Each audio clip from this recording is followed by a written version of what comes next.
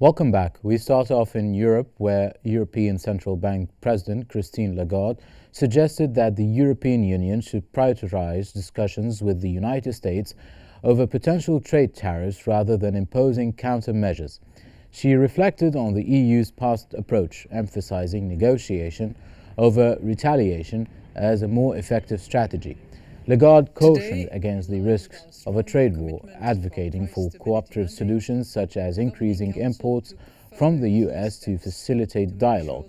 She argued that retaliation could escalate into a harmful tit-for-tat scenario with no clear winners. Lagarde warned that a trade war would likely harm global GDP and suggested they could lead to slight short-term inflationary effects.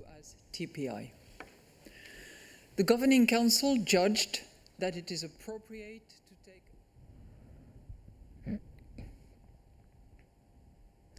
German annual inflation held steady in November, defying expectations of a second consecutive rise and breaking a downward trend in the country's struggling economy. According to figures from the Federal Statistics Agency, the annual inflation rate in Germany stabilized at 2.4%. Core inflation, excluding food and energy, rose to 3% in November, up from 2.9% the month before. Energy prices dropped by 3.7% year-on-year, while food prices increased by 1.8%, according to data from the Statistics Office.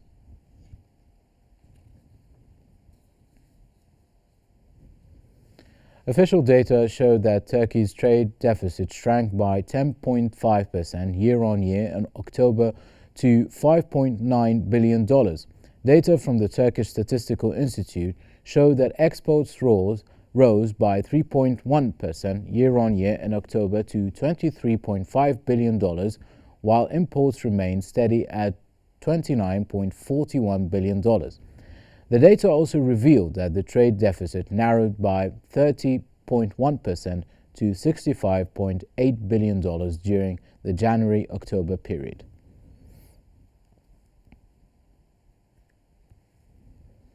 The European Union Commission has unveiled its autumn economic package, signaling a shift towards tighter fiscal policies in 2025.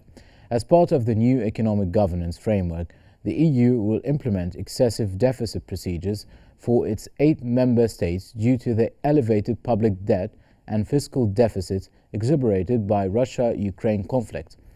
These countries must reduce their deficits or face potential fines.